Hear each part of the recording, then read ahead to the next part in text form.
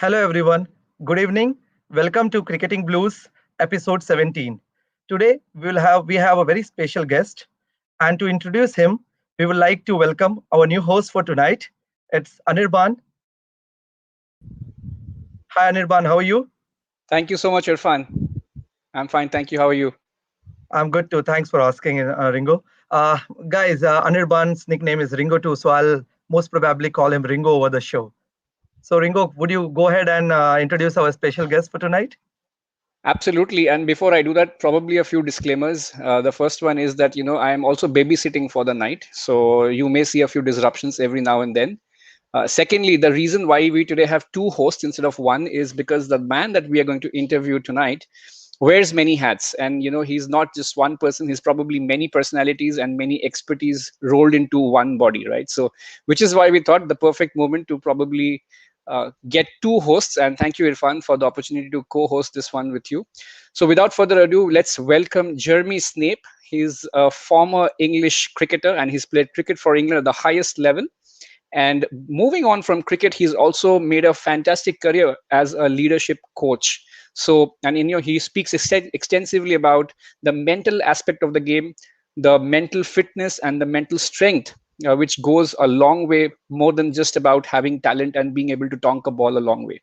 So without further ado, let's welcome Jeremy. Hi, guys. Hi, Good Jeremy. afternoon, Jeremy. Good afternoon. And we believe today, earlier in the day, you had your COVID jab. So how's that one going for you? That's it. Yeah, my wife and I went along to the clinic and had that. So still alive at the moment. So all good. The wonders Glad. of science. Wonderful. Wonderful. So let's get things started, guys. So I think we are already live and we are also mindful of the fact that you are a busy man. So let's get things started. So Jeremy, our first question for you is, of course, we can look up your bios on LinkedIn and we can look up your bios on the internet, but how would your best friends describe you? Tell us a little bit about yourself, where you come from, and what's your background been like?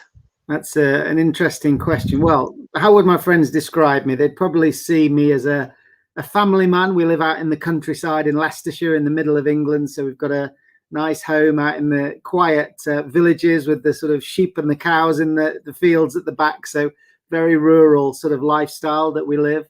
Obviously, everything's been locked down in the UK. It's been extremely challenging. So that's been tough. But I think my friends would say, professional person, but also has lots of fun. We have lots of parties and host those things. So that's a slightly different side to my personality that my friends would see. So, yeah. And wonderful. And probably a little bit about the current body of work that you're involved with before we move on to the next question. Sure. So, after playing cricket, I always found that the sports psychology was the biggest part for me. So I did a master's degree in that subject. And then that gave me a chance to start working with some of the world's best teams. So I've interviewed some of the world's best thinkers and performers. And now I work in the corporate world, working with senior leaders and also elite sport, working with those teams as well. So, yeah, an interesting career. I'm fascinated by people's mindset, and that's really where I focus my work. That's great, Jeremy. Is it very difficult to read people's mind? It depends who they are, I suppose. I think we've all got that inner game, haven't we? We've all got that mindset, but we show it in our behavior. Batsmen show it in between balls, bowlers show it as they nervously look around their field. So I'm sure we all sort of display it in one way or another. That's great. That's very interesting. And I think what you start talking about is the non-verbal codes also, which are so important in reading someone's language or what's going on in the mind. But maybe we'll get to that one later. So Irfan, why don't you go with the next section? Yeah, the next question I would like to highlight here, Jeremy, is tell us a little bit about your ODI debut, where you won the Man of the Match award. Yeah, that's interesting. Obviously, to be picked for England was a real treat. I was part of a Gloucestershire side in the county cricket that was doing great things. We were winning lots of trophies, and I was playing my part, diving around in the field at backward point, hitting a few runs and taking some wickets. So I eventually got the call up. I was sort of between Robert Croft in the England side and Ashley Giles, so a bit of a gap in there. And my first, I actually tore the ligaments in my ankle in a warm-up for Gloucestershire, and I was sitting at home with my ankle in plaster, recovering from that. And I had a phone call, and it was the head of selectors, David Graveney, and he said, "Oh, I just want to let you know you've been picked for England to go to Zimbabwe on the one-day tour, and we leave in 10 days' time." So I was straight on the phone to the physio to say, we've got to get this plaster off. And I had the most excruciating 10 days to try and get this ligament sort of back in business. So yeah, that was the backdrop. But I ended up playing well in that first game, got a couple of wickets and a few runs. And as you say, I think I got both Flower brothers out in that international. So and I took a catch. So it was a good start, really. And obviously very proud to get man of the match on my debut. Did you feel something about your ligament while playing that match? It was very difficult. Yeah. And it's interesting, the more I've obviously studied the mental side of the game, I think from the outside, you look at professional athletes and you think, wow, that must be amazing. You're always so confident about your technique, peak physical fitness with all those people sort of keeping you on the field and the physios and the trainers. You must feel like a sort of Hercules out on the pitch. But so often, you're playing cricket every day, you're traveling, you're stressing your body. There's always some tape holding something on, or your back's stiff, or your shoulders really sore. But of course, the cameras don't see that. You just have to perform. So I guess, running up to bowl with my ankle strapped so tightly like an Egyptian mummy, was just part of it. But I had to focus on obviously bowling at Andy Flower first, who was a brilliant, brilliant player. Yeah, true. That's true.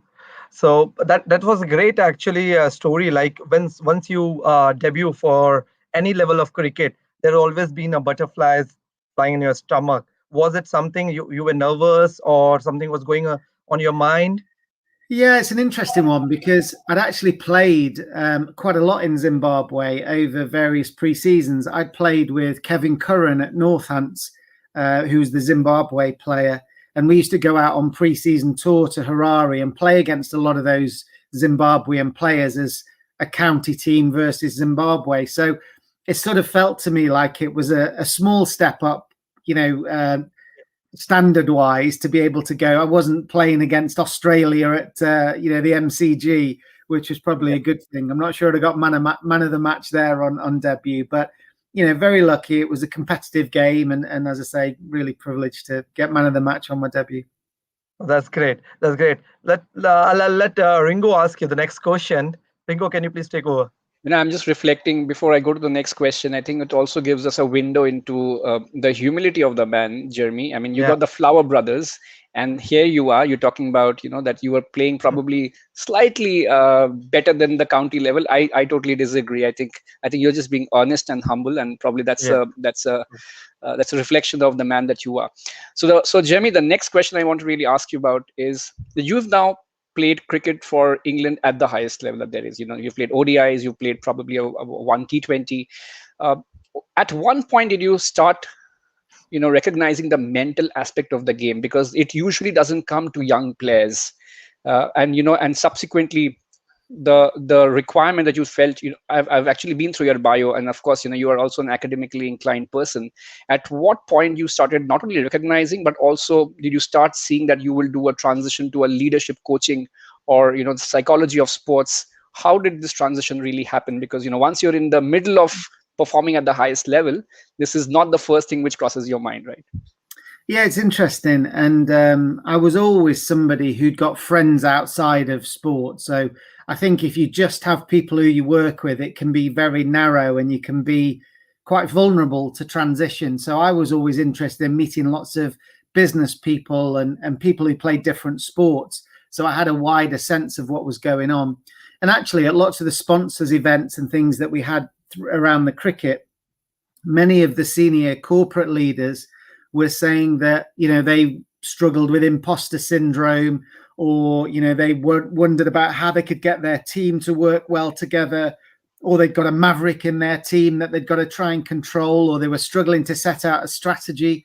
That there were basically the same elements that I was hearing on the pitch that were challenges for me and the teams that I was around, were coming out in the corporate world. So it seemed to me that high performers in both worlds of elite sport and business shared the same mindset, that they were curious about how they could get the best out of themselves, they could get the best out of the people around them, and they could make the best, teams to perform in, whether it's a sales environment or a cricketing environment. So I suppose I was always fascinated about the human element of cricket. As a captain at Leicestershire, I had to be involved in the field placement and, the strategy and things like that. So that's part of the game. But I was always most fascinated in watching the dressing room and watching players after they'd done well or how they'd done badly. Some players, for example, would go and, score some runs and they'd be the life and soul of the party, buying everyone drinks. And then 3 weeks later, they'd go through a tough patch and they'd never leave the hotel room and they'd be a complete recluse. And that turbulence of pegging yourself to the outcome, I scored runs or we won or I got a duck again and we lost, that emotional roller coaster is the same in business and sport, probably worse in sport because it's so transparent, and especially in the elite level, it's all over the newspapers and the TV. And of course, everyone's now got an opinion on social media about your technique and things. So, for me, that ability to stay focused on the process of improvement, that's really the core in sport and business that runs that parallel. So it was a natural fascination, I guess, with my own career to go and study. Obviously, retiring at 35, you've got to have a second career. And that fascination in coaching and psychology and helping people to be successful just seemed a natural sort of next area of intent. And then I think you have to sort of find your own path within that. But that was definitely the area I was most interested in. Wonderful. And in fact, when I was, doing my homework, I also realized that you're perhaps a unique case, that you were involved with the English team in terms of being a psychology. You were assisting them in terms of the mindset of the team while you were still an active player. I mean, you assisted them on this department at the back end in one tournament, and the next tournament where you were actually playing as a player. So I think you started pretty young. I think you identified what your next life is going to be, and I think that is really commendable. Yeah, well, I try and help a lot of athletes actually through my work now with this transition, because one sports psychologist said that athletes are the only people who die twice. They have this athletic identity that dies at age 25 or 30 or 35. And then they obviously have the natural passing later, much later in life, hopefully. So I was always very keen. I was looking at people 5, 8, 10 years older than me and how they managed that transition. And I wanted mine to be a stepping stone rather than a complete drop off and a cliff. So I started my master's degree 2 or 3 years before I retired, so that by the time I did retire, I was retiring to take a job rather than to sit, at home wondering what I was going to do next. So I think that was really important for me. And I think for most athletes, you have to have something you're interested in, but it's not like, I think people imagine it's this like magical star that takes you towards the promised land and you just follow this dream career path. But actually, for me, it's much more about finding out what you don't want to do.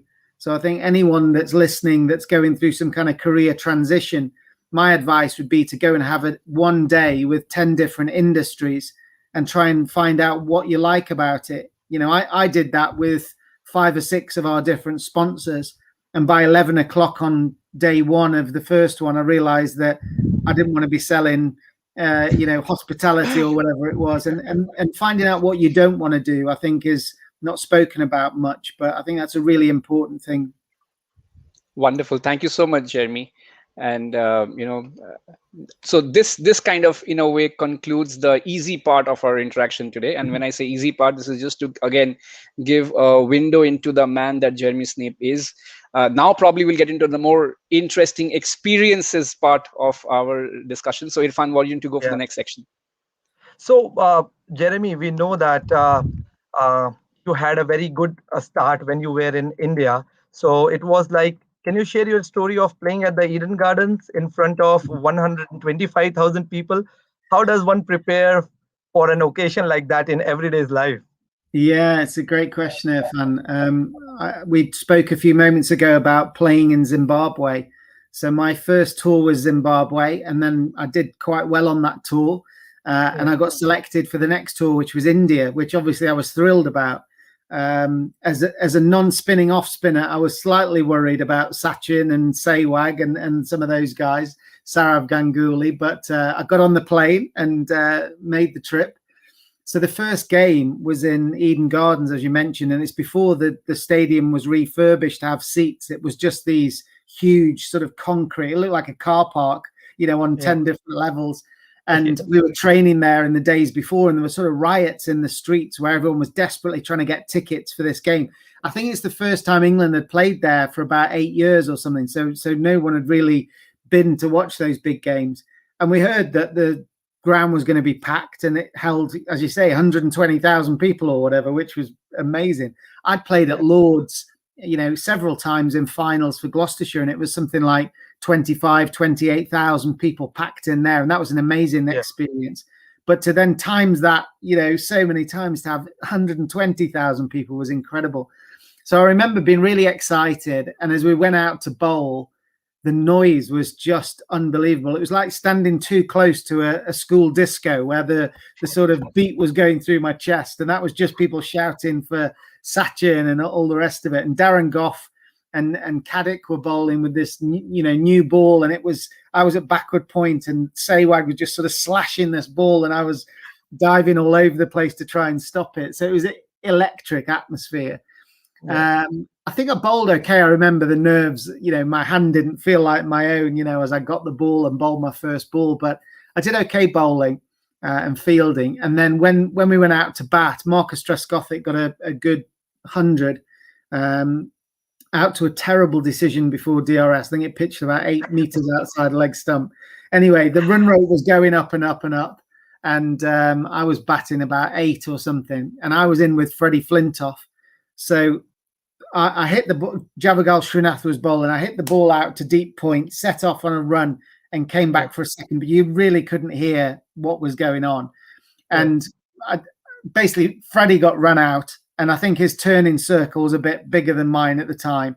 And he didn't make it in, and it was probably my error.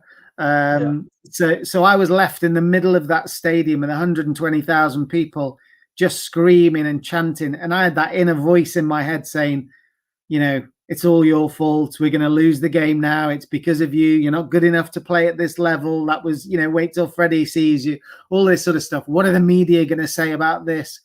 And then I was in such a scramble that the next ball from Harbhajan Singh, I didn't even see the ball. I just played this ridiculous slug shot and got out. And I was walking back, getting pelted with onion barges, and the school kids were flicking ink at me over the sort of fences. And I just remember thinking, my God, how do you prepare for this moment? And I think we talk a lot, and this is why I became so passionate about our mindset, because I didn't get beaten by Harbhajan Singh on that day. I didn't get beaten by the crowd. I got beaten in my own head. Yeah. And that's my regret. My regret is days when I beat myself before I even got off the bus. And I think we can all relate to that, because, there's been moments, whether it's delivering a speech at work or a sales presentation or whatever it is, and we get flustered.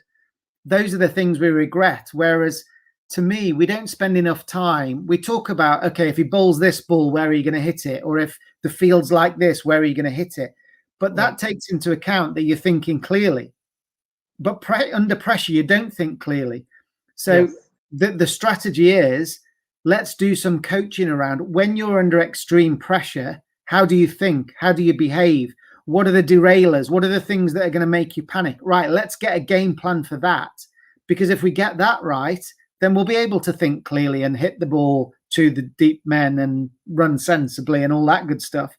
But this is the hardest thing to measure. So I always talk about this mindset as the next frontier. I think we've had a decade of fitness where we had military fitness guys or Australian rules guys coming over to the UK and drilling you on fitness, and our body fat went down, and we were all getting in ice baths and all that sort of stuff. A bit weird. So that was a decade of that. Then we had analytics and analysis Hawkeye, microchips in the footballers' shirts telling us where they're moving and how fast they're running and their heart rate, all the physiological and movement patterns. Great analytics, and we've seen that in business. But now what's the next frontier? To me, the next frontier is the mental one, because that's the bit we can't measure. So we can't put a microchip in somebody's head and see how fearful they were, or see how much adrenaline and cortisol is in their blood, which is affecting their decision making. So to me, I'm really passionate about trying to help people to understand that the way we think under pressure is critical to our performance. And for me, it was the biggest difference between my best and worst day. And those two could have been 2 days apart based on what was going on in my mind. Oh, that's great. Great to hear this about the Eden Garden story. Before I give the mic to Ringo, as what we say, I have two points which I highlighted, which I just noted down. One, English media, very important, and the second one is Sehwag. So I'll just take one question from one of our viewers. The question is from Anshuman Jajodia, who is a CA in a province of India. There is a story on the internet that once you and Sehwag were batting and Abdul Razak was bowling in English county cricket, and how Sehwag got rid of the swinging ball. Could you please testify it?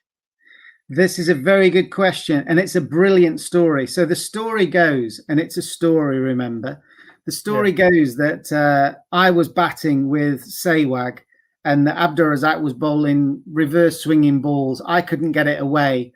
And Sehwag hit the ball into the local churchyard and said, "We're safe for an hour," because of his brilliance.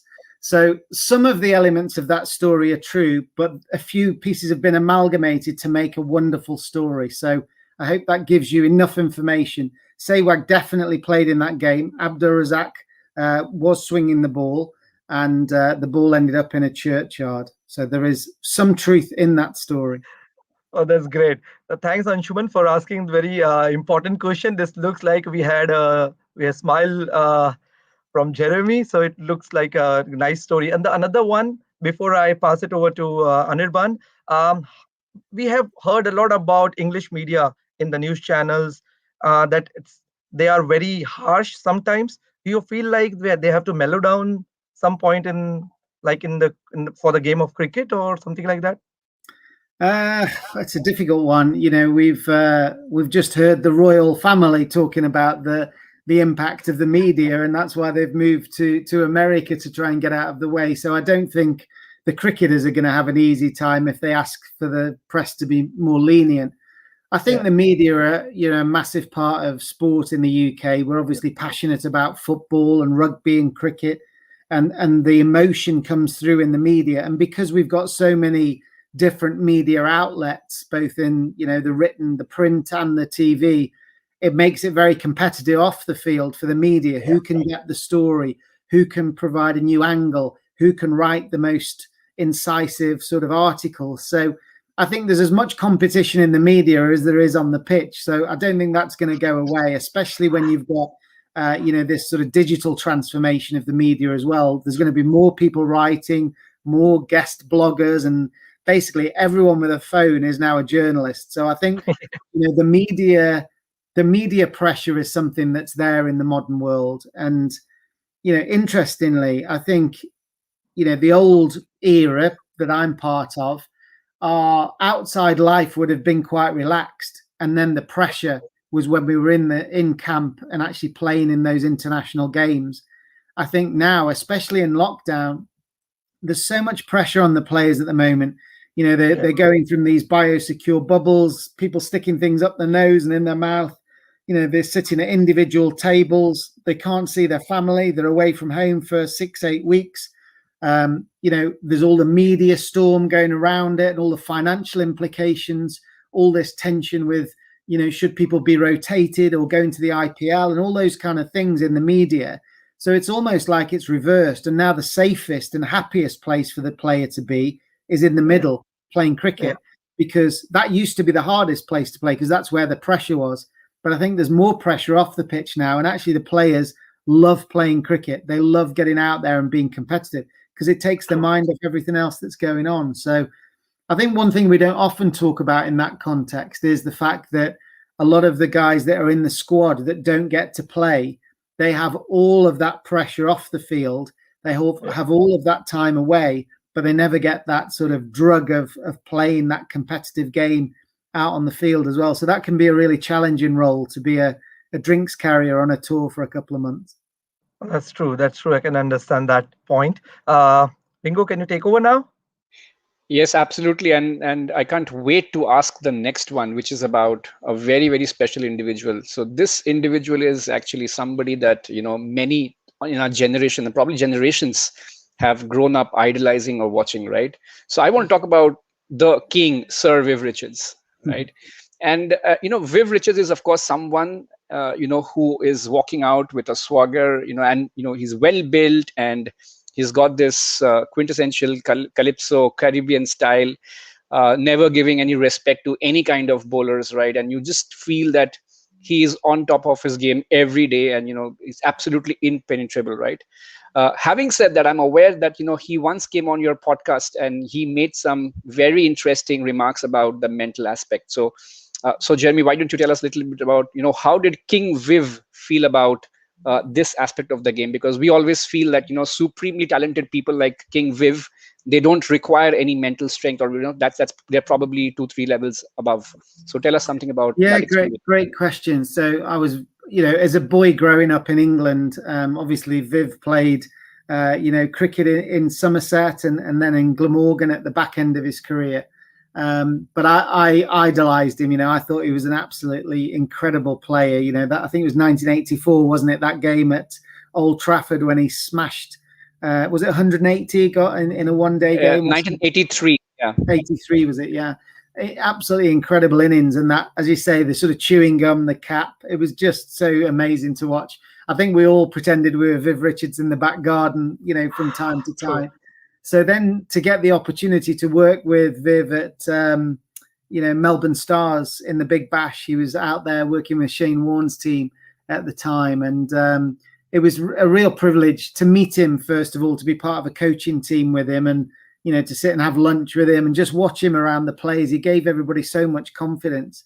And I guess, from my side, Sporting Edge is my own consultancy, and that's where I work in sport and business. And what I wanted to do with Sporting Edge was, and that's the name of the podcast, to go inside the mind of the champions, because I was getting the opportunity to access them because I was either playing with them or coaching with them and try and get close. But they were telling me their honest, real life story about their mindset and about their performance. And I wanted to capture it so that I could share it and coach it as part of our digital coaching at Sporting Edge. So I think we've got one of the videos today from the interview with Viv Richards. So each of the videos that I've interviewed are about an hour long, but this little snippet here tells you about Viv Richards, what he thinks of psychology. So I asked him, how important was your mindset when you played? And let's listen to the clip. Guys, this is a very important clip for all of us aspiring cricketers. So I'll play that clip for all of you guys. Please have a look. It is the most crucial in my opinion, because everything that operates at the top here filters down into the body language, how you react, if you're not strong enough mentally, I doubt whether you'll be able to get certain things like the body moving. You've got to be prepared mentally, and if you're not, it's to me it is the main ingredients for the body to flow, for you to be able to express yourself, and it is all a transformation of what goes down here. And if you're thinking well enough, well, the feet is going to be moving well enough, and the body language is going to be different. So I guess the mental side of things, and regardless of whatever you are involved with, it is always the most, it's the engine room, if you may say, of operations and how you actually react to whatever competition you may be faced with. So a brilliant insight from Viv, and him talking there about he sees his mindset as the engine room of his performance. It's such a beautiful idea, that you can almost imagine that, that Rolls Royce sort of engine in his head is starting to purr, and, that allows him to go out and play. And if our mindset is negative, then that's going to impact on the way our body moves. That's going to make our feet hesitant. If we're scared of the fast bowler and we're worried about being hit, that will keep us back in our crease. So, all of those different elements are going to play a part. If we're overconfident in our head, we're going to run down the wicket and try and hit the spinner for 6 sixes and probably be out on the second one. So our mindset is absolutely critical. And the interviews, if anyone wants to join Sporting Edge, then there's sort of a membership club that you can actually go and watch all these videos on sportingedge.com. But later on in that interview, he talks about how he wanted to make sure that he was clean when he went to bat in his mind. And he didn't want the batsman coming off the field, walking past him saying, it's swinging a little bit, or watch out for the in-swinger, or watch out for the in-swinger, or it's keeping low from this end, because that contaminates his mindset. So what he wanted to do was he wanted to watch the game for himself somewhere quiet, and then he would walk out on his own and he'd make sure he walked 30 meters away from the next batsman, or he let that person go through the gate first, because he wanted to walk out there with his own views and his own thoughts about how he was going to show up and dominate. But interesting to hear that, he actually had to create that mindset that he was strong and confident and composed.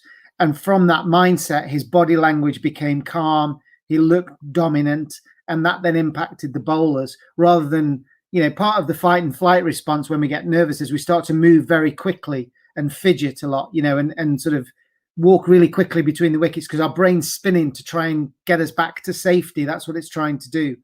So whenever you see an elite performer in tennis or in a sales meeting or a brilliant communicator or a brilliant cricketer, they look like they've got more time because they're just being slow and measured and composed and taking things as it comes, because they have so much trust in their ability to cope that they're nice and calm when they deliver their skills. But it was just really interesting for me that one of the most dominating batsmen of all time thought that his mindset was the engine room, and he had to get that right before the rest of it followed. That's absolutely brilliant. And in fact, coming from Sir Viv, I think it makes that much more a poignant point about the importance of the mental aspect, because, we grew up watching him at almost like he's a superhuman, he's a freak of nature, and absolutely beyond reach. But a lot of it, as you're saying, Jeremy, is actually conscious actions put into place to then manifest into your body behaving in a certain way and being in control of your mind. So that's a brilliant takeaway for me. In fact, we have a few league matches coming up for our club this weekend, it's in fact. And now I think after hearing from you, I think now the onus is on us to up our performance, because I think we're getting us a lot of inside dope on this one.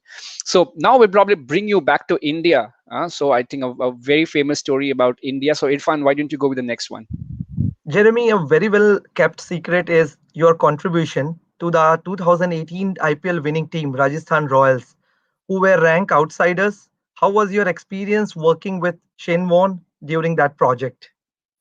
Yeah, what a beautiful story that was. So this was, as you say, 2008. I'd had success with Gloucestershire. I'd been captain at Leicestershire and had won a couple of 2020s in the UK. I'd done my master's degree by then. So I was getting into this sort of coaching, leadership, psychology role. And one of the guys that was involved in Leicestershire cricket at the time, Manoj Badali, was also the owner of the Rajasthan Royals. So he asked me if I'd go out, because I was captain in Leicestershire in 2020, to go and work alongside Shane Warne to understand if the team was set up properly. So what a privilege, to go out and first of all land in Jaipur, an absolutely beautiful town. I fell in love with Jaipur, the pink city. And, landed in this lovely hotel, players from all around the world. We'd got, Graham Smith, we'd got Sahel Tanvir, we'd got Darren Lehman, I think was in that first year. And then we got people like Mohammed Kaif and Shane Warne, absolutely brilliant group of players. Lots of young Indian players that were coming through. A certain Mr. Jadeja was in that Rajasthan team in 2008, the rock star. So Warney soon sort of spotted him with his mirrored sunglasses on and looking slick. and also some brilliant, local talent that was just in and out of the first team in the provincial, clubs, and that was all brought together. So we needed something that was going to galvanize that team together. We were the cheapest team at $67 million US.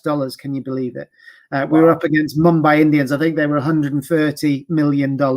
And obviously they'd got Malinga and Sachin in that team as well. So all of our young players were worried about it. So we basically built our team around some really authentic principles of Rajasthan. To me, I was doing a bit of research. I always think it's nice to base it on the authentic identity of where your team is. So for me, the Rajasthan people are incredibly resilient. They're incredibly resourceful. And that idea that all those fortresses, those pink sandstone fortresses that have been built to stop people invading and sort of coming into your territory. I love that idea. So we called, our ground at Jaipur, Fortress Jaipur. And we spoke to the players about, tell us about being an underdog and tell us about times when you've fought these battles. And, it was brilliant at these functions in the evening to hear, some of the players from all around the world playing at different levels, all sharing these stories that connected them, these underdog stories. And it was that kind of thing that brought the team together. We got to, Shane Warne was incredibly inspirational. He was at the back end of his career, so it was great fun for him. And he actually was still bowling well, and he hit the winning runs in one of the games. I think he surprised himself with hitting a few sixes and things. So it was absolutely magical time. There was no real pressure. We just kept playing and kept winning. We won all our home games at Fortress Jaipur, so that mentality stuck. And we had huge amounts of fun. And it was great to see some of those players, go on and do well in the semi-final and final. And eventually we lifted the trophy covered in diamonds, as you just showed there. Yeah, beautiful memories, isn't it? Like you always wants to be a part of such magnificent this type of series like IPL. What we can see that there are many leagues nowadays, but IPL itself holds a topmost priority in all those leagues. Do you think that? I think so. And we talk about two things with the IPL. We talk about the skill and the money. And that's part of the game without a doubt. I think the IPL has driven standards up. In my day when I was, finishing in 2008, a Yorker was a Yorker. Now we've got fifth stump Yorkers, slower ball bouncers. We've got all these variations, and the skills have become very specific. We've got the ramp shots, the scoop shots, the switch hits. Some shots have been invented are absolutely remarkable. So it's we've got Rishabh Pant playing. I can't even describe some of the shots that he's been playing. So it's really exciting. Yeah, it's really exciting. But I think for me, the thing that's often overlooked is how do we bring a group of different personalities, forget the money, how do we bring a group of human beings together to feel like they share something special? Now, you could pay somebody £1 million and believe it or not, they might not enjoy the tournament because the pressure, because they feel a bit alienated by the team, because they feel like they're in somebody else's shadow. They feel overawed by the money that they got given in the auction. All of those sort of psychological things can almost detract from somebody's skill. Whereas if we can create this sense of belonging and identity, and actually I'm part of the Mumbai Indians because this is how we play, or I'm part of the Rajasthan Royals and this is who we are, this is what we stand for. Those kind of things where I can see my life story connecting with the business that I work for or the team that I'm playing for. That's when you get some really special things happening. And that's certainly what happened in 2008. And it was, a magical experience for me to be part of it. That's great. Before I ask Ringo to take over, I have a very special question from one of our clubmates. If I don't take their question, they might come back to me tomorrow and will not let me play the match, which is very important for us. It's a matter of safety. Yeah, we have to ask these questions, It's a matter of safety. So this is the question from Mukesh Thakur, who is one of a Thailand national probable. Which cricketer inspired you the most and you wanted to become like him? Yeah, very good question, Mukesh. I loved Graham Hick. Growing up, I bowled off spin and batted a bit. So I always, watched him play. He's a big, strong, he just always looked so calm and so composed and so dominant. So I think I actually played against him a few times, and it wasn't much fun bowling against him. But when I was growing up and watching him bat, I loved Dean Jones, watching him bat as well. I thought he was amazing. I was very lucky to start my career with Alan Lamb at Northants. So in the Northants side, we had Curtly Ambrose and Alan Lamb. I actually was on trial on the day that Curtly Ambrose was on trial, and there was a 6'8" fast bowler and a 5'8" fast bowler, and we shared a ball together. And that's basically the point when I was about sort of 16, something like that. I was never going to be a fast bowler, so I started bowling spin. So Curtly was probably part of the reason I moved across into the other net and started being a spin bowler. But yeah, those guys, left a great impression on me in those early days. That's great. Ringo, can you take over now? Another question? Absolutely. Thank you so much. And I'll probably go back to the story of the Rajasthan Royals experience that you spoke about. And it's really fascinating for me for a couple of reasons. So while we, of course, know the Ravindra Jadejas of the world who went on to, become the big boys, and we know about what Warren did with the team, and we know about how Graham Smith took over from there. But there are also these players like Swapnil Asnotkar and Kamran Khans of the world, right? Absolute, and they were there for a couple of seasons, etc. And probably thanks to the IPL, it gave them that fillip in their life, and hopefully they're doing well in their life in their their second innings. But the question really is about diversity, and I think you touched upon this. And when it comes to also club cricket here in Thailand or any other expat country where people like us, we play the game, we are facing this situation where we're always having very, very multicultural setups coming through, which is probably also true for many organizations beyond sport as well. And that brings me to your experience with the Proteas, the South Africans, right?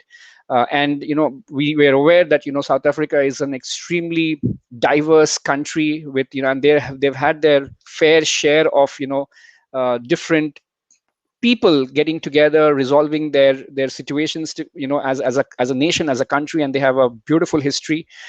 So how does it really work? What goes behind creating one code, one vocabulary of culture in a team? So tell us a little bit about your South Africa experience and the role that culture plays in fostering a great team. Yeah, well, that South African case study was brilliant, and I've presented it to lots of businesses as well. So I think this goes beyond sport, really. The Proteas were desperate to be number one in the world in Test cricket. They'd got all the potential and all the talent to get there, but they'd never really been able to deliver it. So for the first time since they were reintroduced into international cricket, they'd got not only a team that was capable of getting to the top of the world rankings, but they'd also got a team that was truly representative of the Rainbow Nation. 7 different cultures within that team, with the Afrikaans, the English, the Xhosa, the Zulu, the Muslim Hashim Amla. So they've got all these different cultures playing together. And on the rise up to being the best team in the world, they beat England, they did well in India, and they beat Australia as well, out in Australia. And that's when they got to number 1 in the world rankings. But what happened as soon as they got to number 1, it's almost like they'd achieved this goal. So setting your team up to get to number 1 and be number 1 is great until you get there. And then what else do you do? So you need something bigger than winning. You need something bigger than being the best. And that's really strange because coaches just say, we've got to win the tournament. But I think the best teams have been able to connect into this emotional competitive advantage of a higher purpose. Why do we sacrifice as individuals from all our different backgrounds for this team? What is this team capable of doing for us and for society? And we found an amazing philosophy called Ubuntu, which was a Swahili philosophy. And Nelson Mandela spoke a lot about this. And it was basically that you can't judge your success in life by your business card or your car or your salary. The only way you can judge your success in life is by the impact you have on other people. Yeah. So it's this lovely idea. And we took the players into a local school near the Kruger National Park, up near sort of Johannesburg area. And these young boys walked in, the captain of the under-10 and under-11s team, and they said to the players all sitting in these little yellow and blue chairs in their classroom, they walked in and spoke like Barack Obama to the Proteas who were in their classroom and said, "We're so proud that you've chosen our school, Proteas. Thank you so much. We'd like to give you a lesson in Ubuntu." And these kids basically said that, when you stand together in a diverse huddle in the world, world stage in front of the media, you show us that it's possible for all of our, friends to play nicely together in the playground from all our different backgrounds, because you've got that tight bond. And when you listen to the umpire, when you get a bad decision and you walk off with your head held high, that allows us to respect our teacher. So don't just think that you're playing cricket and you've got your own career. You're actually leading the way and giving us hope for the future of South Africa and how we should live our lives. And when you start to think at that level about what a team is capable of, especially one with such a, ability to role model the Rainbow Nation, then the energy of that team completely changed. They, AB de Villiers wrote a new team song that had lots of different chorus lines in it from the 7 cultures. And these are the kind of things that bind that team together, because there is something bigger, a shared purpose at the heart of that team that transcends anyone's individual preferences. So that's why when Hashim Amla was on Ramadan or had to go to the mosque or whatever, there was leniency around, training times and flexibility, because Hashim is a key part of our team. We need him to be successful, and we need to embrace all the different cultures to be able to succeed, in the same way that when there's a presentation, the photos are taken in front of the sponsors' boards with the trophy, but then before the champagne comes out, the Muslim players move away because they don't want to be near the alcohol.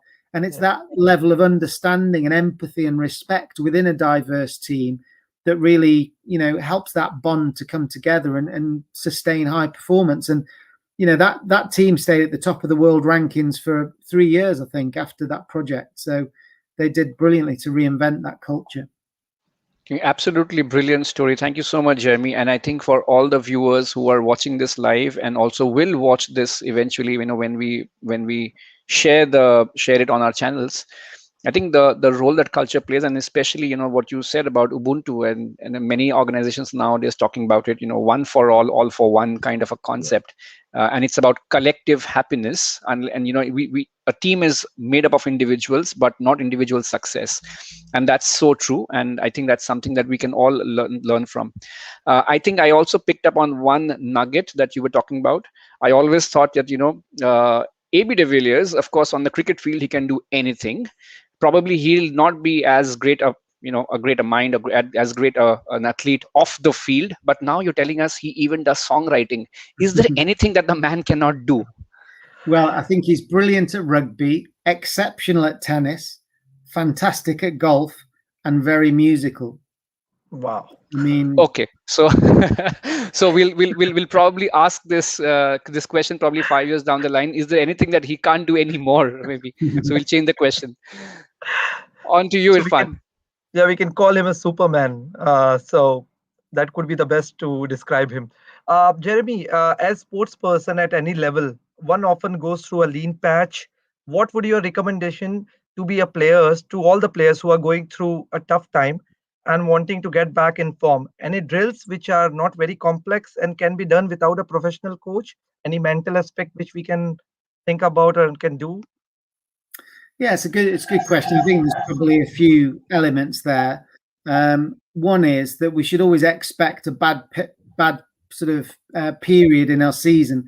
It's a strange way to look at it, but if you looked at everyone in your club and said, how many ducks have you got in a season? They would probably say one first baller. Ringo's got his head bowed. I think he's got a few this season. So you might have 3 or 4 scores of 0, right? But when you start pre-season, you expect you're going to score 100 every game, and then you get disappointed. So why don't we start the season saying, actually, I expect somewhere in here to get 4 ducks, because that's what happens to me every year for the last 8 years. So why is this going to be any different? So then it's not about whether it happens, it's about how you react after it's happened. I'm not going to lose any sleep about it. I'm not going to worry about it. It's part of cricket. It just happens. So that's one thing.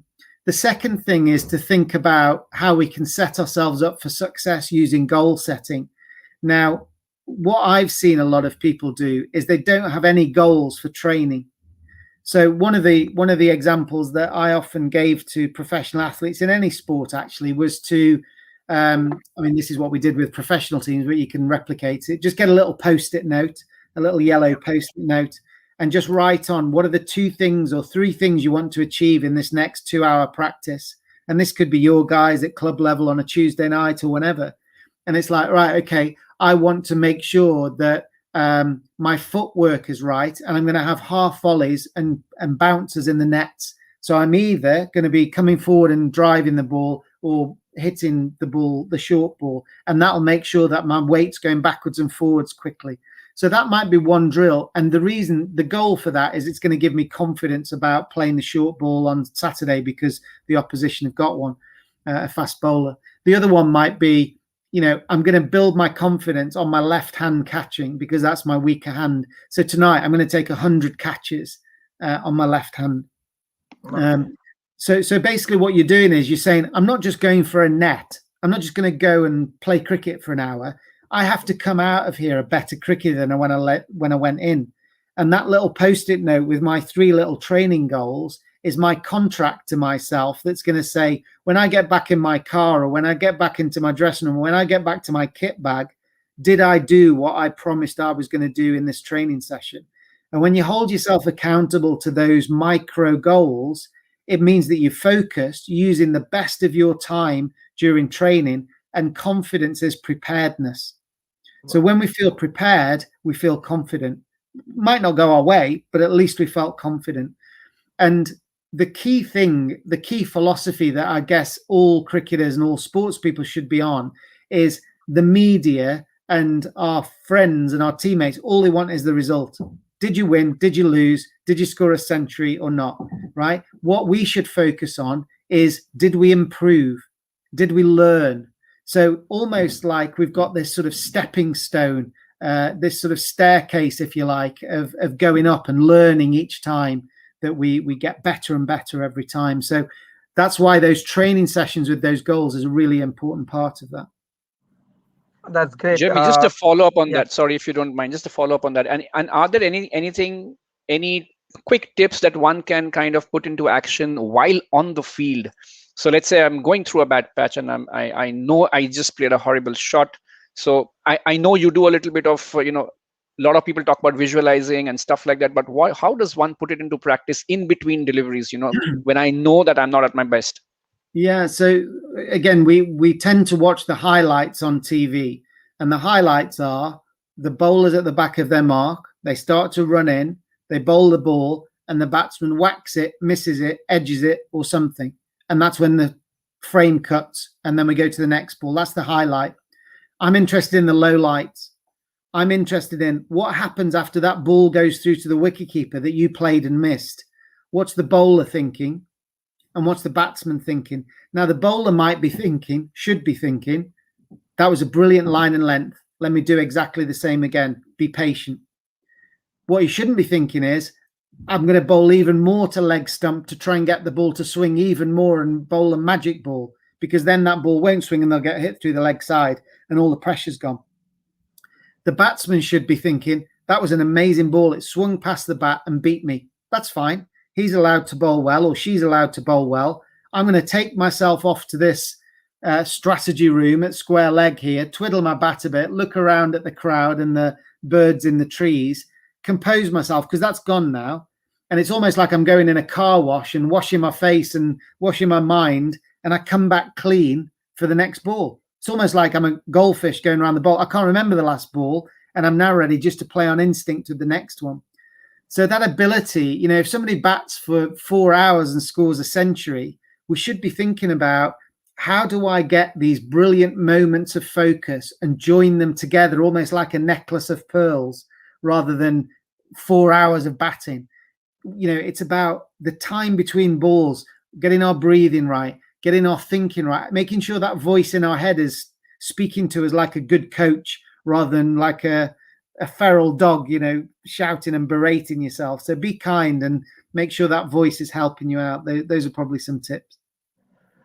We took time on this one, Jeremy, because me and Ringo both have a knack of getting dismissed on ducks. We actually are the core batting unit. Speak for yourself, Irfan. Speak for yourself. Yeah. Okay. Yeah, that's also true. But sometimes it's like a 50, or sometimes it will be a duck. No middle way for us. So one of the key thing then, what we're trying to do is we're most vulnerable in our first 10 balls. Sounds like you guys are vulnerable most of the season, but let's just call it the first 10 balls. So in those first 10 balls, don't worry about the result. Don't worry about winning the game. Don't worry about what everyone's going to say. Don't worry about getting a duck. Worry about, can I watch the ball and get my balance right so that I can hit the ball straight, right? So it's all about trying to get the ball and hit the ball straight back past the bowler, because what that means is if my intent is to hit the ball back at the side screen, it means that I'm not tempted to sort of play these funky shots where I'm not playing a full bat face. It means that my feet are in the best position, so I'm not going to get LBW.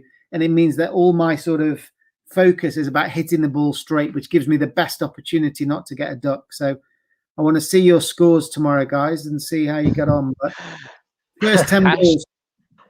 Hashtag no pressure. Hashtag no pressure. And actually, it reminds me, one of our team principals and, our mentors, he's one of the senior players that we have, Ashok Bhai, we call him Ashok Bhai.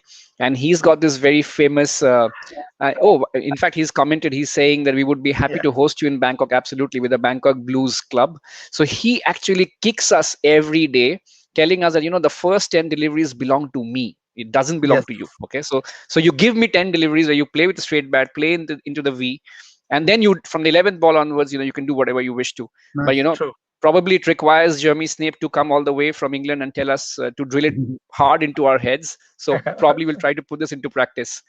Fantastic. And for the bowlers, those first 10 balls, are absolutely critical. Something we did with Sahil Tanvir in the IPL.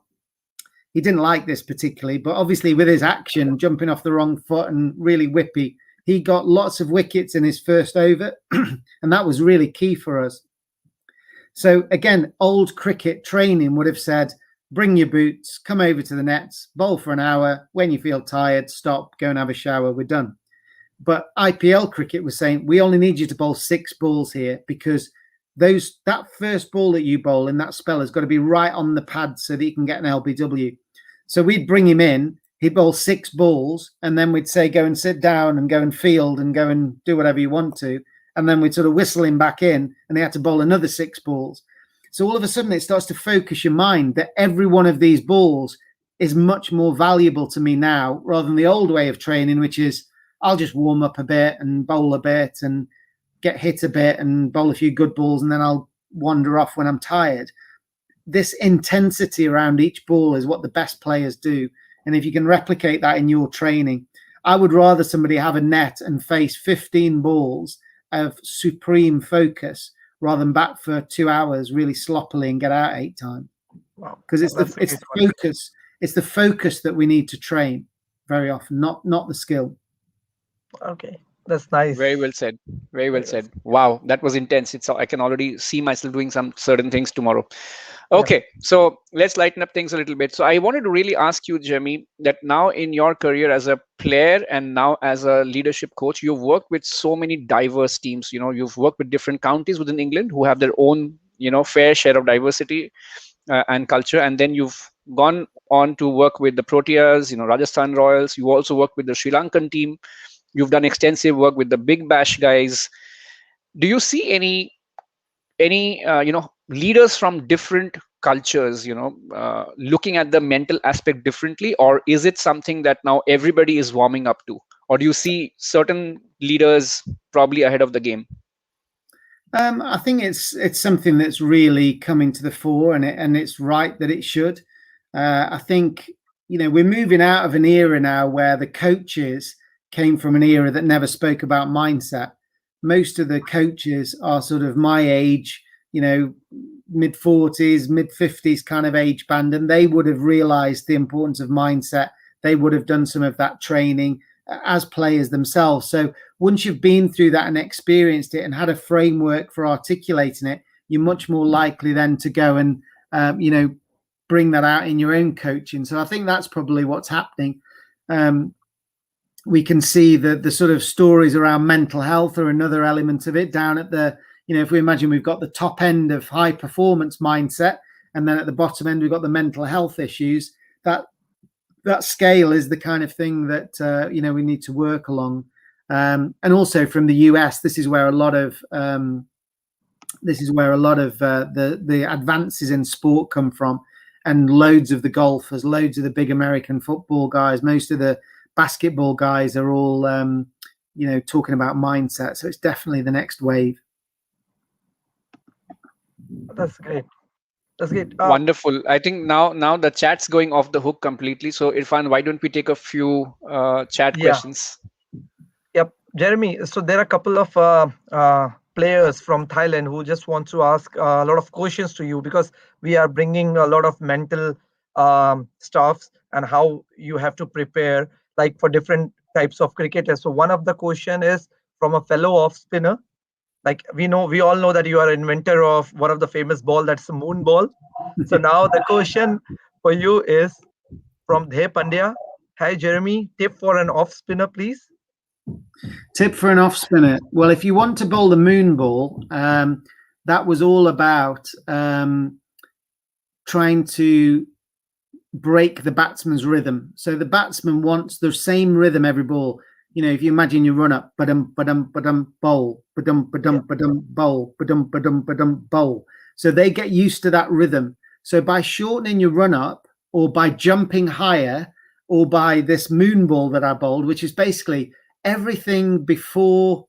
The best way to describe it is we don't make our decision based on the ball. We make our decision based on the bowler's the picture that we see. That's why you've sometimes seen a bowler slip in the footmarks, a fast bowler, and they never let go of the ball, and the batsman ducks because the ball hasn't come out of the hand, but they duck, because if you haven't let go of it by now, then it's definitely going to be a bouncer, and they've still got it in their hand. So the overall picture that the batsman sees is the key. So the picture that I wanted the batsman to see was, I'm going to run in fast, really run in as if I'm a fast bowler for 2 or 3 paces, jump really aggressively, let go of the ball slowly, high, and then follow through like almost up to them like Brett Lee would.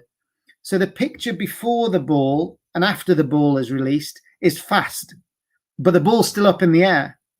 So that all that needs to do is just take the batsman's power, position away, and take that rhythm away, because then they can't hit it for 6. So sometimes it worked, sometimes it didn't, but that's what I try to do. So I think when you're getting hit, try and disrupt the batsman's rhythm. That's the key thing. Thank you. Thanks, Jeremy, for this wonderful insight. But I would like to tell this here that Dhey Pandya is one of our off spinner, and we have a semi-final of 50 overs cricket soon on 3rd of April. So both of the teams, Bangkok Blues and the Southerners Cricket Clubs, are there listening to this chat. So they must be aware of now what Dhey Pandya must be doing in the next game. Well, you're always aware of what your competitors are doing. It's just who does it better. Yeah, that's very true. well said. Very well said. The next question is from Nadeem Yusuf, who's a fellow cricketer. Should a pro batsman play with more caution or fearlessly, having an ability to hit the ball like when Yuvraj hit 6 sixes? He hit good balls with just a flick of his wrist. Having the sheer talent and ability, how a player can benefit from mind taking over talent? Yeah, it's an interesting question, that, because I can pretty much guarantee you that Yuvraj, I was actually there for that game when Yuvraj did that. I was carrying the drinks out for England that day, thankfully. I wasn't the bowler. Although in my podcast, Inside the Mind of Champions, I did ask Stuart Broad about it, so you can listen to his episode there. Yuvraj Singh would not have been thinking, I'm going to hit 6 sixes. High performance, this zone, this flow doesn't come when you think actively about it. So we've got to try and get ourselves into the state where we can play with instinct, where we can time the ball naturally, not force it. So I think it's a great question, Nadeem, because you're basically saying, can I get my mind is it all about talent and being aggressive? Well, to me, there are certain foundations for your innings. You've got to get yourself in. You've got to get the pace of the wicket. You've got to get a feel for it. On some days, it will feel like you want to accelerate much faster. But you've always got to ask, what does my team need me to do now? What does my team need me to do? Now, I might fancy hitting this guy for 3-4s in a row, but what does my team need me to do? And if your team's in a position where you can take risks or you have to take risks, then that's great. But again, go to the place where your strengths are, because you might be able to hit the ball really well in a particular area, and your teammates should know how you're going to respond. So for me, in one-day cricket, my teammates, as soon as an off spinner came on, they would know I would try and target between deep mid-wicket and deep mid-on, because I used to come down the wicket and pick the ball up and try and get a couple of bounces over there for 4. So they would know that I was going to do that. Another player might reverse sweep the spinner, and we would know that they're going to do that. So you should have your strengths, and you should stay close to those, I think, when you're trying to play aggressively. That's a great insight from you. Hope Nadeem Bhai got his answer. The next question is from Fasahat Ali, who was a Ranji Trophy player for Uttar Pradesh state in India. What's your opinion whether IPL T20 overcome to county cricket, and how you will relate the best organizing cricket among two?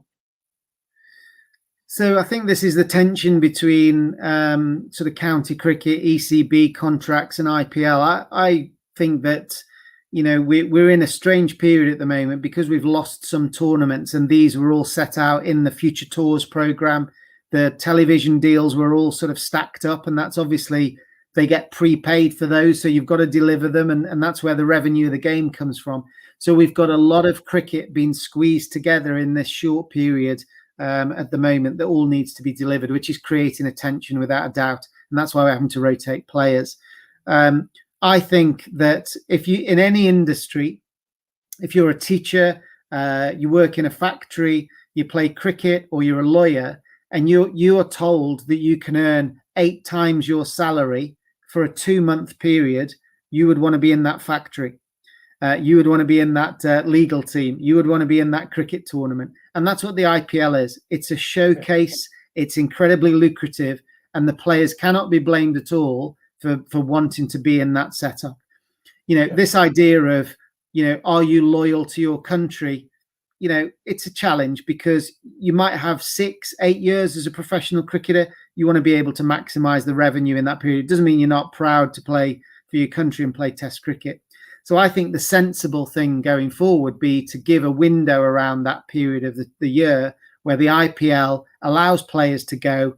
And then, if players then want to go to every other tournament around the world and they all flourish and they become lucrative, you might see this really clear split between Test players and sort of traveling 2020 players. That's there a little bit, but not really there. Players are still managing to do both. So I think we will see the fixtures probably thin out a little bit to give a window around the IPL, and that should be a win-win for everyone. Oh, I think it's a very fair comment. I think just like every other profession, I think when we put ourselves outside the game of cricket and we kind of become armchair critics, it's easy for us to kind of make these comments about loyalty and what's fair and what's not fair. But I think you make a very solid point about, as professionals, we have the right to try to maximize it. And especially for players, as you said, an athlete dies twice. So before you die the first time, how does one also create visibility and, a sense of security, financial security for oneself and the family? Go ahead, Irfan. Yep. There are a couple of more questions. Thanks for taking out the time, Jeremy. It's like, I know that you are quite busy, but I'll just ask a couple of questions quickly. Jay Pandya again, he's asking, how can a player bat ball freely in a pressure game? What should be the mindset? Yeah, really good. I mean, it's difficult to do this in a very short period, but there's probably 2 examples that I can give you. One is when I was facing Harbhajan Singh in India, my mind was all thinking about what the press are going to say, what the newspapers will say tomorrow. When we lose the game, what's everyone going to say about me? My mind had gone forward 6, 12, 24 hours to what the consequence of failure was. A few years later, after I did my master's degree, I was playing in a 2020 final against Azhar Mahmood and he was playing at Surrey, bowling really well. We needed 6 to win off the last over or something. I was facing one of the last few balls, and the only thing that I was thinking about was trying to hit the ball straight back to the sight screen, because that was my best balanced position, and I was focused on my breathing. As he was running in, my only thought was about keeping my breathing calm. So that kept my brain busy. My brain wasn't thinking about the newspaper. It was just thinking about staying calm, letting my instinct take over. As soon as that ball came out of his hand, my feet moved. My hands moved. I clipped the ball through mid-wicket, and the next thing I knew, I was getting sprayed in champagne and we won the tournament. I wasn't thinking about winning or losing or what was going to happen tomorrow. I was thinking about my breathing and staying calm. So I think that ability to focus on your posture and your breathing seems really strange, because the ball is so important. This ball's like a hand grenade that's coming at me. It's got to explode. It's got the World Cup in it, or it's got the 2020 prize money, or it's got an England selection in it. Well, it's just another ball, and I can't hit it unless I'm composed. So this is again where mindset and composure comes in, that if you are in a brilliant balanced position with a clear mind that's not predicting the ball, that is ready to hit it with a good level of intent and a solid setup, that's the best state to be in. Great. It's a wonderful comment to make. In fact, I think I've heard Adam Gilchrist also talk about this, that the most important ball in your life is the next ball, and how one does not get ahead of oneself, and only focuses on doing what's right on the next delivery. Go on, Irfan. Yep.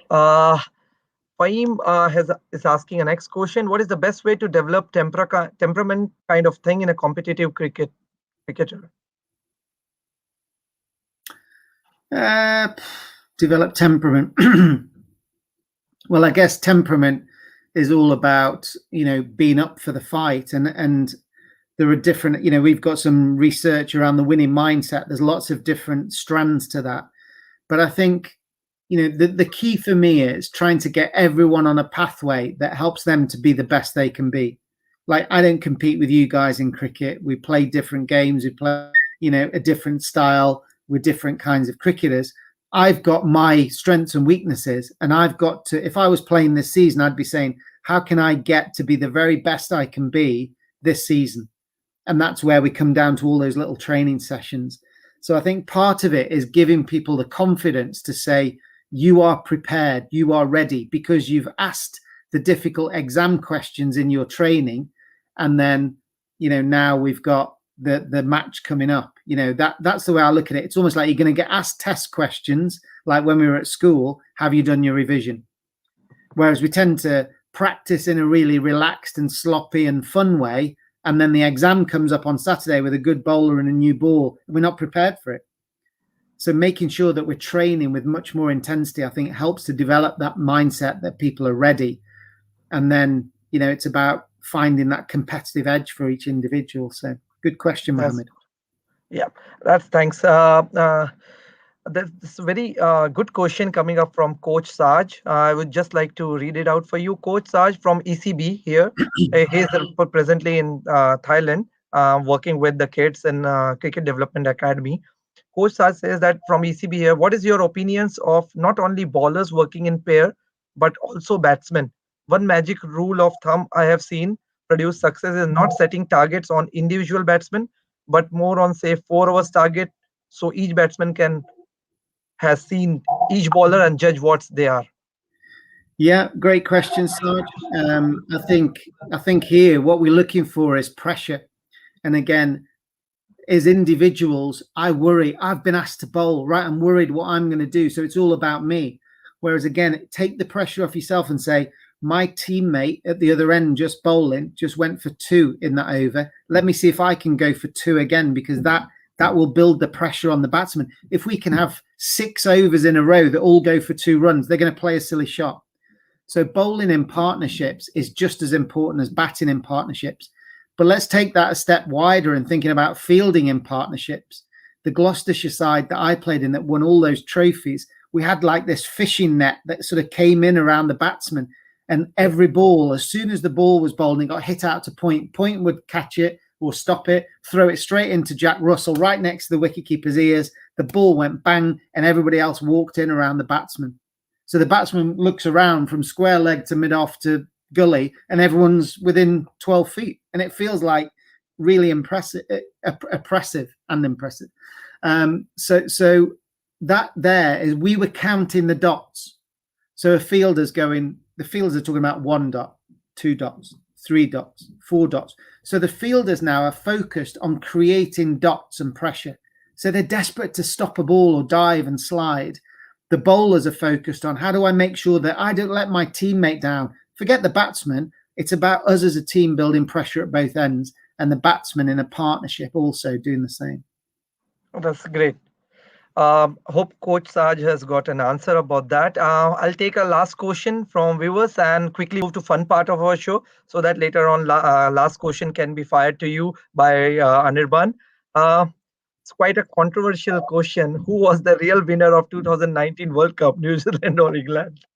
And this is again a safety question, Jeremy, and we don't want to put Yeah. you in a spot. This is a safety issue for us. If we don't ask Yes. these questions tomorrow on the ground, we have a tough time. So I think we all know the winners were England. And if we go to Lords, I think we'll see the trophy sitting there under a spotlight. And when I get out of COVID, I'm going to go and polish it and have my photo taken next to it. I definitely wouldn't be flying to New Zealand, but it's in London at the moment. So there's your answer. very well said. Very well said.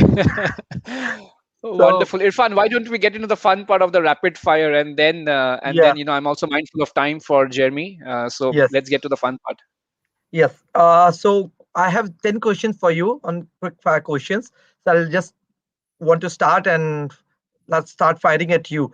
You are an inventor of a famous bowling delivery type, a moon ball. How do you want to explain moon ball to everyone?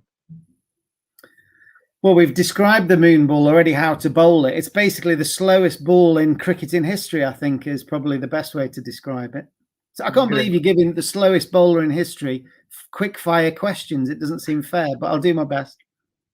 And you are doing wonderfully well. You are taking these quick fire questions with a slow response. You're you're exactly demonstrating what we have been telling us for the last 1 hour or so.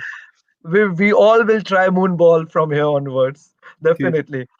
Jeremy Snape, a senior leadership coach or an international cricketer, which one is near to your heart? Well, there's plenty of international leadership coaches around, so I think the cricket is something. I've got my England cap in the house. It's the only piece of memorabilia, and it's something that I'm incredibly proud of. That's great. If you have again given an opportunity to work with any IPL team, which one it would be and why? Rajasthan. It's in my blood. I can smell that butter chicken at the hotel in Jaipur, and the pink city. I'd love to go back. Okay, that's a great one. Your favorite non-cricket team you want to work with in future? I'd love to spend a day with the All Blacks. Okay, that's a great. Your favorite cricketer of recent time? Virat Kohli. Great. We all are very happy hearing this from you. I love how he handles pressure. I really want to interview Virat. So if anyone's listening in that knows him, let's get him a good interview on his mindset. That's great. Your favorite holiday destination? Well, my wife's South African, so I love going there on safari, but somewhere like Mauritius or even Thailand, I've never been. So that might be a good trip for the future. If Cricket Association of Thailand, if they are listening to this, they will be very happy listening to this, and they will definitely get a lot of benefits from this as well. So I hope you will come soon to Thailand. Irfan, and probably I'll from a hammock on a beach somewhere. Yeah. And Irfan, probably I'll take the I'll slide in over here and say, honestly, I don't care what Cricket Association of Thailand thinks, because we at Bangkok Blues would be so happy to host you, Jeremy. And this is probably a career limiting statement I'm making. I will probably not have a future in the Thailand team. I don't think so with my current performance anyways. But yes, we at Bangkok Blues would be so happy to host you. So probably, behind that quirky remark, there is some amount of seriousness, and we would absolutely love to do that one day. Definitely. Yeah. How much percentage out of 100 you will give to mental health if you compare it to physical, tactical, and technical training in your game of cricket? 90 at the top. Wow, that's great. I was reading somewhere, and it said that more than 80% of the cricket is being played on in your head. So Yeah, if your head is once you can develop, once your body can move, and once you've developed the skills, it's all in your muscle memory, and then it's about whether your brain lets you access it. And bear in mind that our brain tells us whether to eat healthily or not. Our brain tells us whether we're scared of fast bowling or not. Our brain tells us whether we're bored of bowling maidens or not, and try and bowl a silly, delivery. So I think the mental side of cricket is enormous. Yeah, that's great. The next question is actually it's related to all of the cricketers. Did you ever had any superstition back then when you played professional cricket, like a left pad first or a red socks or something like that? Or a ritual, maybe. Yeah. Yeah. I probably did put the pads on, one leg in front of the other. But yeah, I tended not to be. I think the more superstitions you have, the more limiting it becomes, because if you forget your red socks, you feel like you're going to fail before you even start. So I think keep it simple and watch the ball. True. That's true. If you start playing cricket again, which bowler you don't want to face at all? It'd be a combination of Wasim Akram and Shoaib Akhtar. Wow, that's a great one. Legends. Biggest question of an Indian fan: Sachin Tendulkar or Virat Kohli, a better batsman? I might get you in tough spot here. I never bowled at Virat, so I'm going to say Sachin from my own personal experience. Although I have got him in my pocket because a local umpire gave him out LBW once. Wasn't the moon ball, but I think he expected the moon ball and fell asleep waiting for it. Yeah, that's a great one. That was great answers to quick fire question. Now I'll ask Anirban to take a last question so that we can allow you Yeah, to it's go and allow us to go. absolutely, and probably not just a question. And thank you so much, Jeremy, first of all, for allowing us these hour and a half probably of getting a sneak peek into what goes behind the mental aspect of the game. What we want to really learn is, of course, and it's been a kind of a crash course squeezed into probably 80 minutes now. If one wants to learn more about this program that you run inside the Mind of Champions and wants to be a part of this podcast, which I'm aware is number 3 right now on Apple Podcasts, it's doing really, really well. So if and we have a lot of senior leaders also, because we are really weekend cricketers, but our day jobs are in different industries. And I have a feeling that we have a lot to gain and a lot to learn from this podcast that you learn. So how can one access to it? Tell us a little bit more about Inside the Mind of Champions. Sure. Well, my consultancy is called Sporting Edge, so sportingedge.com.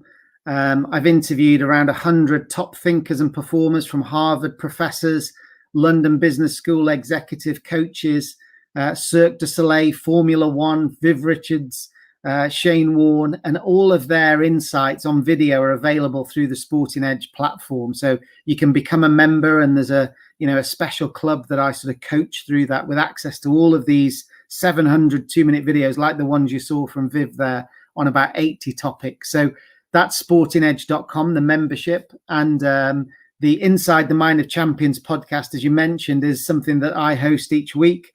I pick a different topic. This week has been on innovation, and I've looked at executives from Google and Formula One and neuroscience, all looking at different elements of innovation.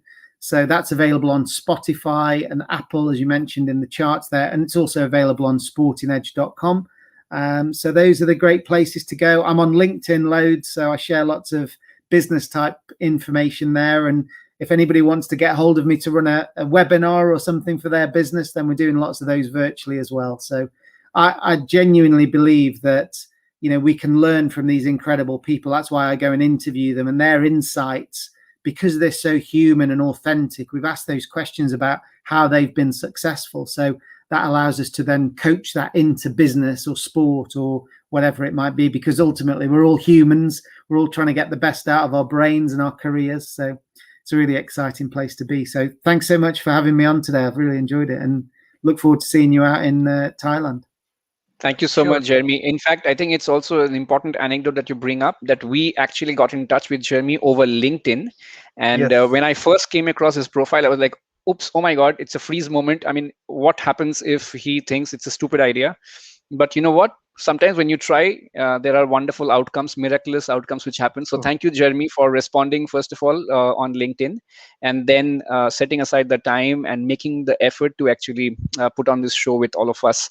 So thank you so much, Jeremy, for joining us today. It's really, really been a brilliant hour and a half. So Irfan, closing comments from you, because the show belongs to you. And thank you so much, Irfan, for putting together this beautifully produced show. I think we are in episode 17 today, and it's Yes. absolutely a highlight today. So Irfan, closing words from you. Jeremy, first of all, I would like to thank. It's very difficult, to get someone like you to come on our show and give us all those insights. These insights. If we take a note of them, and if we can apply a 20% or 30% in our game as well, it will definitely make a huge impact on our game. Like we'll definitely will try some of your suggestions and insights tomorrow in our game. It's a 20 overs game. We'll definitely don't have that much of time, but definitely we'll love to incorporate those ideas, and we might see the results soon. So thanks to you, and thanks to Ringo as well to join today, because it's from my point of view, it's one of the best episode I've ever had. So thanks to you. My pleasure, guys. Good luck with it, and good luck tomorrow. I'll be looking in the scores. I want to see some runs. Good luck. We will be We'll share the score. unstoppable. We will be unstoppable. We promise you. Good stuff. Thank you. Thank you, Thank you so Jeremy. much, Jeremy. Bye. Have Cheers. a great day. Bye bye. Have a great day. Bye. So Go ahead, thank Irfan. you. Thank you, Ringo, for joining me today. It was a great session, and I definitely love the way we interacted with Jeremy. And I hope that sooner or later we'll have another guest, and I'll take you with me and to host this one as well. Uh, Anything which you would like to comment or No, thank you suggest? so much. I didn't know I'm auditioning for my next show as well, but now that you tell me, it makes me feel very good about myself. So without further ado, let's get back to dinner and let's get to bed, because tomorrow we have big games. So guys, By we'll the be way, unstoppable by the way, tomorrow. one more thing, Ringo. In the beginning of the show, you just mentioned that you will be taking care of the baby, Ashmi. So I would just like to talk on that point. I'm being a wicket keeper, asking you as a punt, how's the babysitting going on? As you can see, perhaps my babysitting skills aren't too great, because I have not been disturbed even once in the last 1.5 hours. So yeah, I think now I have to go and see what really happened, because looks like my elder daughter has been stepping in, and she's playing substitute for me. So yeah, family support. Thank you so much. Great one. Thanks, Ringo. Thanks for joining tonight, and have a great time. Good night to you. See you tomorrow at the ground. Good night, everyone. Bye bye. Bye bye. So, guys, today we had Anirban, who was hosting this show, and we have heard a lot of great insight from Jeremy about the mental aspect of the game. We definitely have to work hard on mental aspect of our game, and hope we can see the results soon. For our next episodes, there are a couple of big guests lined up. The next episode will host Cricket Romania, the head coach Andrew Begg and Powell and Kosman. They're key players from Romania side. And also for the next couple of interviews, we have planned an ICC development officer as well as a women physio from Rajasthan uh, women's team. So see you soon. It looks like we'll meet you guys. We'll catch you guys sooner or later. And keep watching Cricketing Blues. Keep following Bangkok Blues Cricket Club. Thanks, all of you. Have a great night. See you soon.